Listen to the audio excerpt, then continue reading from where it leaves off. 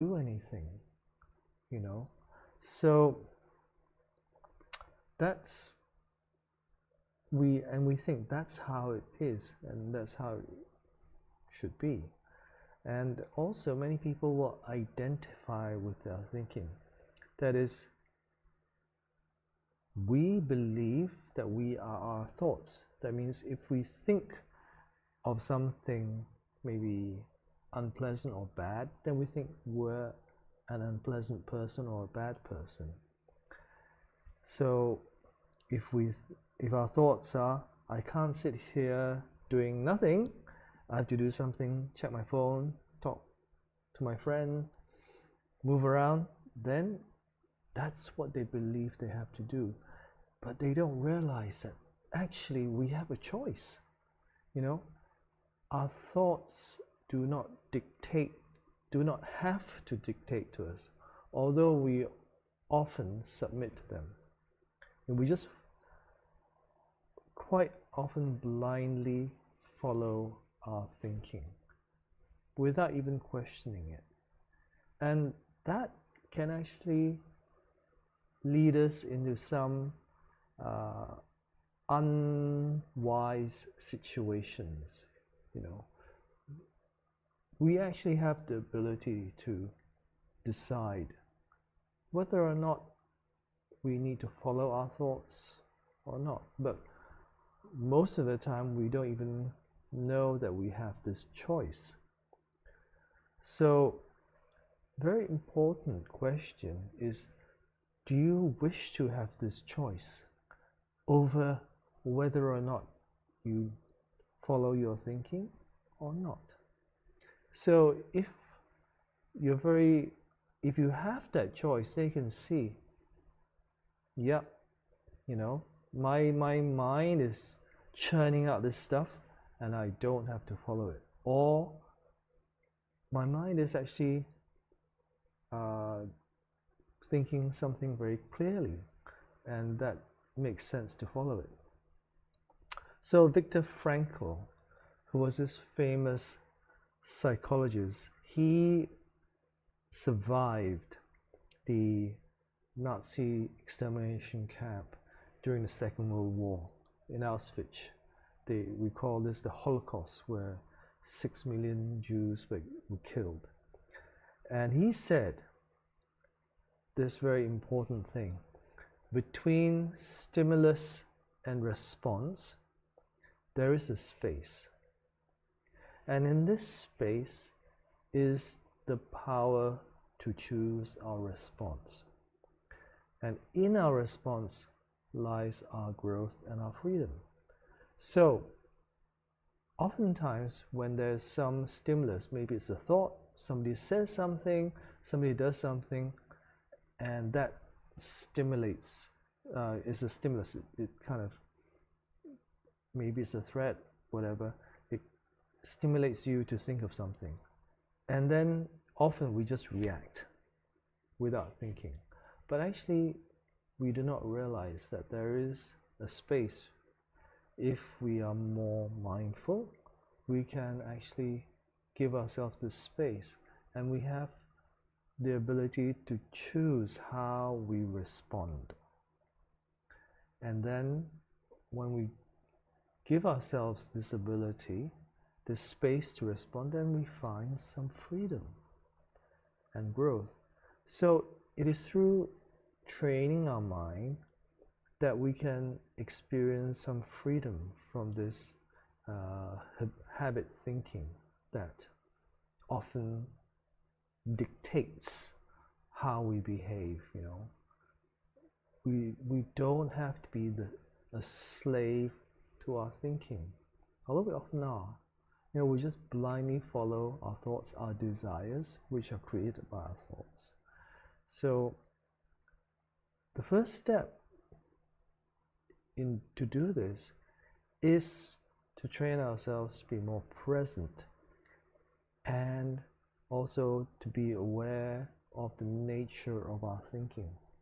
So when we begin to be aware of the nature of our thinking, we begin to realize, they're not orders, that we have to follow. They're also fairly impermanent, they're transient. They come and they go. They often get replaced by another thought.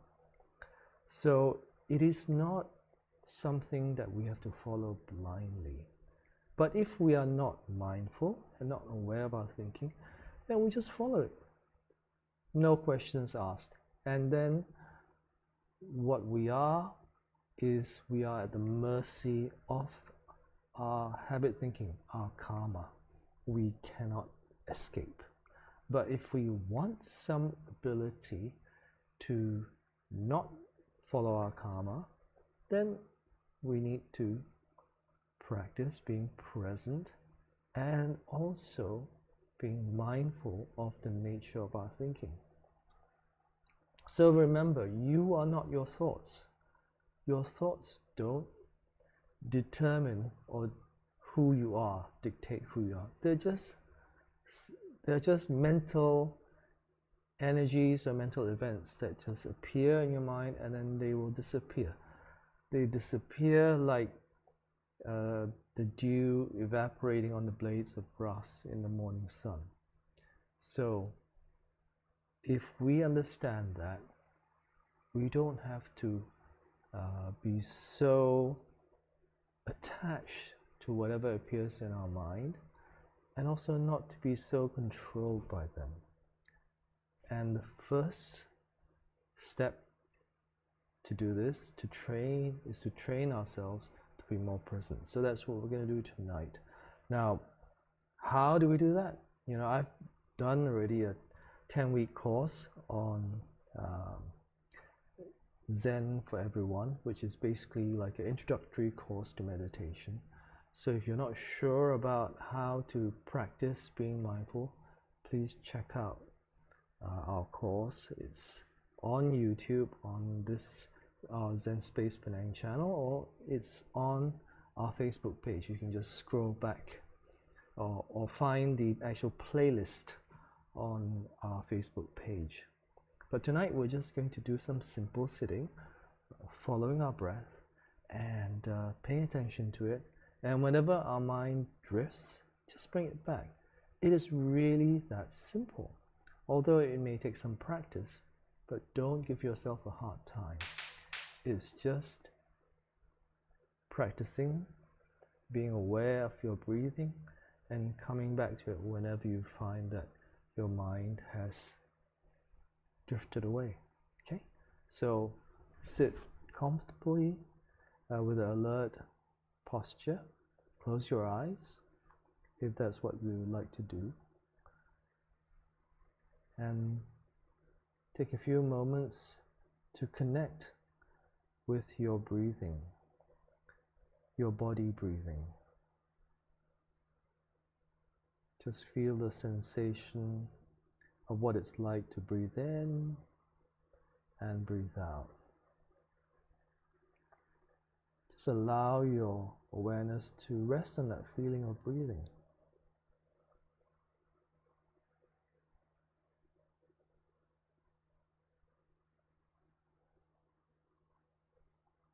And whenever your mind gets distracted, don't worry, that is perfectly normal.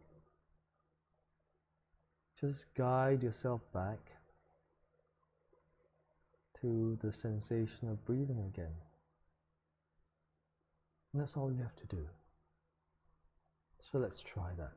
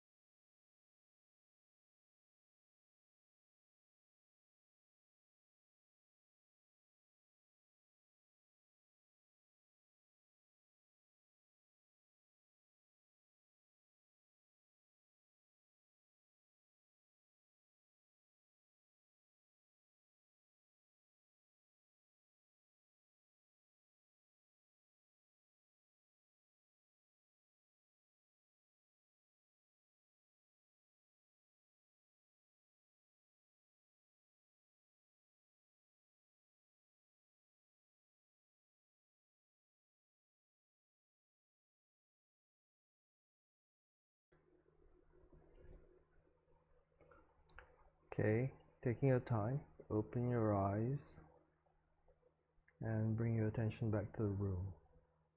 So this is the first class in our mind gym. So why you call it mind gym? Because it's like if you take your body to the gym and you do the training, you get stronger, you build muscle. So this is like building your mind muscle. So then when you build your mind muscle, your thoughts, your thinking doesn't control you. Your thoughts are not your boss. Okay, very important to realize that your thinking, your thoughts are not your boss. You don't have to be like a slave to them.